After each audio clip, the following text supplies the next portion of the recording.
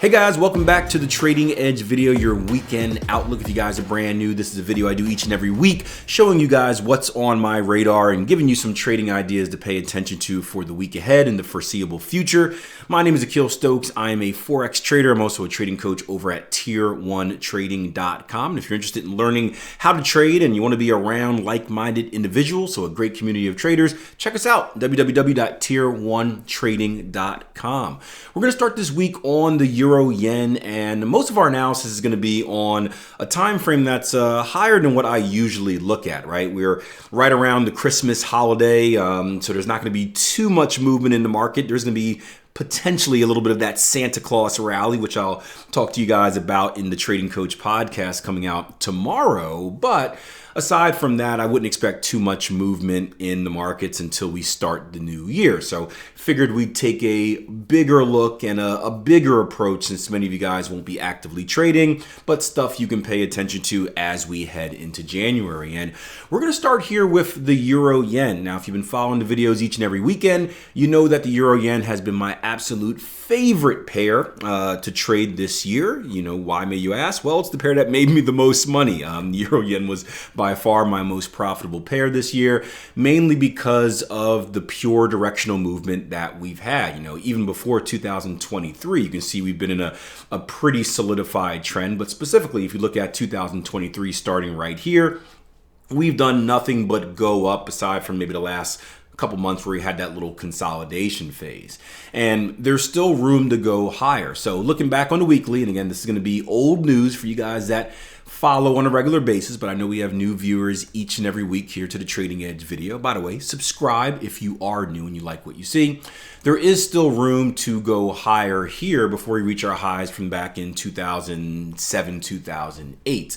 And most recently, we saw a little bit of a dip in the Euro yen here, right? You can see some candlestick clues that we have, right? These wicks right here are rejection areas. And we came down to test that. And, you know, one of the reasons was a little bit of relief. There's some fundamental stuff going on as well. But the market also thought that we were going to see kind of a change in policy from a fundamental perspective, right? Monetary policy when it comes to the Bank of Japan. And, you know, team that with the dollar news that came out and the yen being kind of the second safe haven pair, I guess you can say. I thought we were going to see a little bit of the tide turn. Lo and behold, though, Japan came out and said, hey, we're actually not going to do anything about our super loose monetary policy. So I think we may see some continued movement going back to the upside, which would mean a weak yen. Team that with the fact that we came down into a previous level of structure. This is a good level to look for buys in. I actually had a buy that I closed out last week before I wrapped up my trading for the year.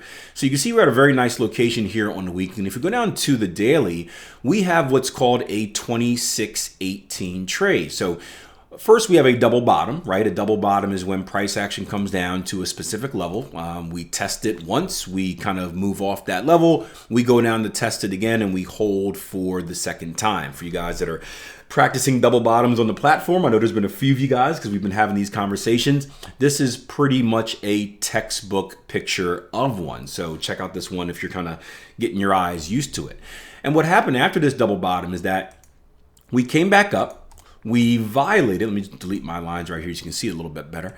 We violated the peak, right, the V of this double bottom, which confirms the pattern, and now we started retracing back down. Now, this is something called a 2618 trade. So think about it as basically a double bottom followed by a confirmation of the double bottom and then followed by a pullback. Long story short, this will offer a buying opportunity as we come back into this level. So if you're looking to hop on the bullish move here on the Euro yen, this is a really decent location to look to do that on. Next up, we're going to head over to the loonie, the dollar Canada. I mentioned how I ended the year with a nice win on the Euro yen. Not so great on the dollar Canada. Ended the year with a loss on a advanced pattern formation trade. And we have another one setting up right here. We have a Cypher pattern here on the weekly, right? You can see price action has been stuck in this sideways channel of consolidation, bouncing up and down and up and down and up and down. in consolidation, we tend to see a lot of advanced pattern formations. These are harmonic patterns, which are essentially a series of ebbs and flows that don't really give us any type of directional bias. And when they go to very specific Fibonacci levels in a very specific order, they offer some very high probability trading opportunities. And we have one right at market here. So if we take a look at this, and I'll just draw kind of the end of this out here so we don't confuse you guys too much, but this is going to be our Cypher pattern. This is going to be our initial. Let me just use the things here so we can actually throw on. Where's it at? There's a tool here somewhere. I never use it. Here we go. Up here, if we take a look at this initial move right here, this is going to be our X to A. This retracement right here is going to be our A to B. Our extension right here is going to be our B to C. And then our most recent move right back down here is going to be our CD completion for what's called a bullish Cypher pattern. So the completion zone of that Cypher starts at our 786 Fibonacci retracement. That's taken from the extremes of the pattern, so the low all the way to the high. That's going to start our zone, and our Cypher is valid until we get to the X leg right here. So you can see we have a valid Cypher pattern here on Dollar Canada Weekly. You can also see this on the daily as well, offering a decent buying opportunity here on the Loonie. Next, following up on our pattern theme, we have the Euro Aussie hanging out on the weekly. This is going to have an advanced pattern formation, but also a classic pattern formation as well. So you can see how the two of these things work together. Now, real quick, we'll draw out the advanced pattern one first because we're here on the weekly and we can see it. This is going to be called a bat pattern, right? So as the Cypher pattern was a little bit of a different formation, this is going to be more like your classic M and W pattern formation. And we call it M and W because if you look, when we draw them out, it looks like the letter M. And we're looking for that bat pattern completion to complete right in this zone down here, from the 886 down to the beginning of our pattern formation. Now, if we look left, structure leaves clues, right? We're going to see that this level is also the exact same level that I would draw out from a structural perspective. You guys know my opinion on elephant candles, right? Big stinking candles that come out. Look at the range previous to that elephant candle. It's going to be a nice range to look for. In this case, we can even look lefter, if that's a word, for a nice little ice zone / structure swap. So again, you can see previous structure support right there. Price action broke through here, came down to test support there, and then previously was resistance. So overall, a very nice level to look for in the market for a bat pattern. Now, there's a couple opportunities here. One would be a buy on the bullish bat pattern. So meaning if price action comes down to this level, look to buy it up. Another one would be a sell in advance of the bat pattern. This is the cool thing about analysis. Broken record alert, right? But I don't believe there's any such thing as, there's no type of specific analysis if you are a quote, quote, trend trader. There's no type of specific analysis if you are a counter trend trader. There is just technical analysis, and your technical analysis is going to be the same no matter whether you are a trend trader, a counter trend trader, a this trader, a that trader. With technical analysis, our goal is to make predictions. And I was thinking about going on this rant earlier, and I want to keep this video short, but let me tell you this for you guys that are newer traders, right?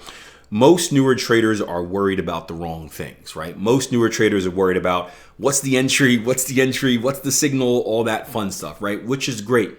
But let me tell you this, from my experience in trading, and I've been trading since 2007, I've gone through all of the hardships that you guys have gone through, or all the hardships that you guys will go through. So trust me when I say this, because I wish I didn't waste as much time being stubborn and stupid, but the best skill you can have in trading from a technical perspective, right? So trading psychology is a different monster, but the best skill you can have in trading from a technical perspective is your ability to make predictions, your ability to make directional predictions, which way is the market more likely to go, up or down, and then location predictions if we go up, where are we likely to go to? If you can do those two things, you will have a massive edge over the market. Because it's just like, if we take a sporting example, it's like a coach calling the right play. If you call the right play against the right defense, you significantly increase your chances of being successful. Now, you still have to execute it, right? That, quarterback still has to throw the ball to the right place. The wide receiver still has to catch the ball, right? You still have to execute it. And that's kind of the trade entries and, I guess the psychology part of FOMO and making sure you do what you're supposed to do, right? But it all starts with having the right prediction to even give yourself a chance at being successful. So newer traders, please listen up. Struggling traders, please listen up. That's a bit of a Christmas advice, I guess I can give you guys. Work on making the prediction. That is a massive part of the battle. There's so many ways to enter, right? There's so many techniques and tactics to get involved in the trade, but those are going to be pointless if you're not making the right predictive move. So forgot where that came from, but I guess one trading opportunity, here we go, get back on track. One trading opportunity is a bullish move on the potential bull bat pattern. Another one is a bearish move in advance of price going to this level, right? So regardless, we're predicting that price is likely to go down to this level. You can either wait until price gets to this level and look for a buy, or you can sell and then look to take profits at this level.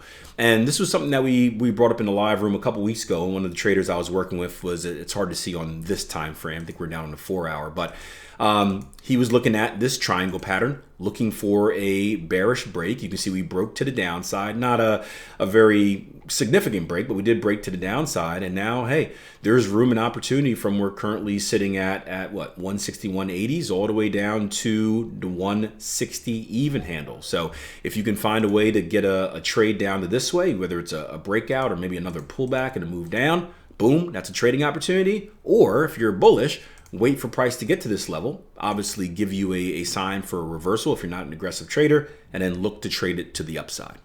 Heading over to pound New Zealand now, weekly chart once again. This is going to be a similar prediction, right?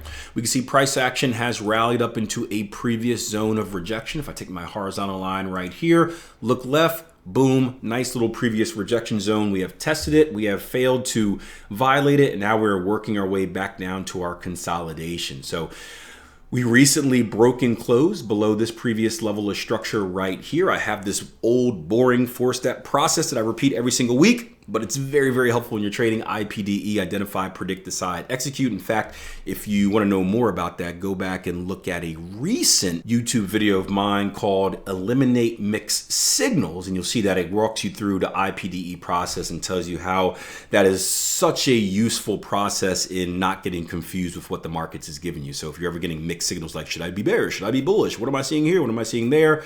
Walking through this process will consistently set you up in the right direction. So make sure you check out this video after you're done watching this video. Make sure you check out that video after you're done watching this video. But we can see that price has broken and closed below previous level of structure. So identifying that we broke and closed below allows me to predict that we're likely to continue lower.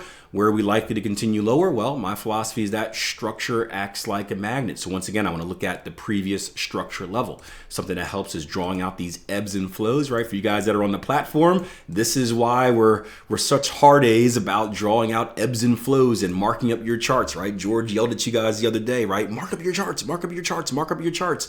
You want to get in the habit of doing this because it's going to help your eyes identify what levels to predict price action to go to.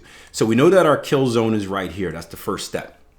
The next step is, okay, now that we know our kill zone is right there, that's the two levels between the structure flow, ebbs and flows that we measured out.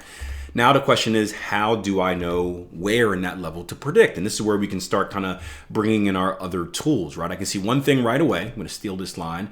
I see an even handled number, right? $2 even right there. We know psychological numbers are important, so I'll put a little line right there. Next, I can bring out my Fibonacci's. I'll bring up my Fibonacci extension and draw it from this swing high to this swing low and back up. You can see I have a 127 Fibonacci right below that level. I can do something fancy with my Fibonacci as well and invert it. So I'm going to drag it from my swing high to swing low, but I'm going to do it backwards. Instead of left to right, I'm going to go right to left backwards of this retracement leg. And we're going to see that I have a 1618 Fibonacci inversion right there as well. And then lastly, I'll take my Fibonacci retracement tool from the low of our recent move here to the high, right? Pardon that, got kids in the background beating each other up. And you can see that I have a 618 Fibonacci retracement in there. Give me 1 second. All right, sorry about that. Dad mode, back to trading mode. So you can see that we have a nice little cluster of fibs here. We can start here at our even handle number, our psychological number, and then we can kind of bring this box onto our fibs where we have our 127 extension, our 618 retracement, and our 1618 inversion. And what we've done is we dialed down a zone from being this big all the way to this big where we can look for tradable opportunities. So same thing is the case here with the last one, right?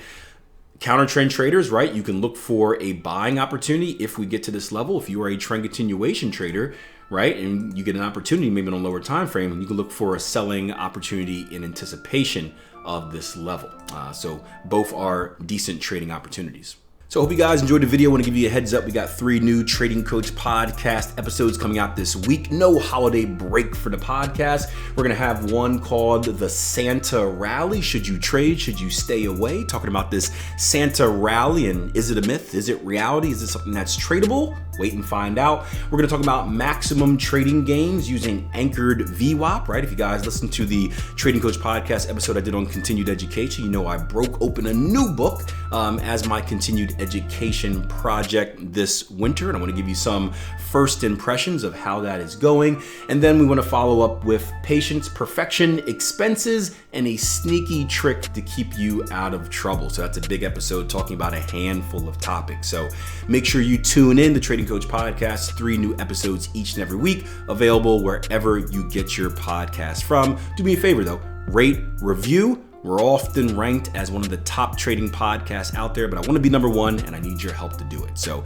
leave me a rating, leave me a review, and share it with your community. All right. Until next time, plan your trade, trade your plan. I wish you a very happy holidays and a great start to your new year if I don't see you before then.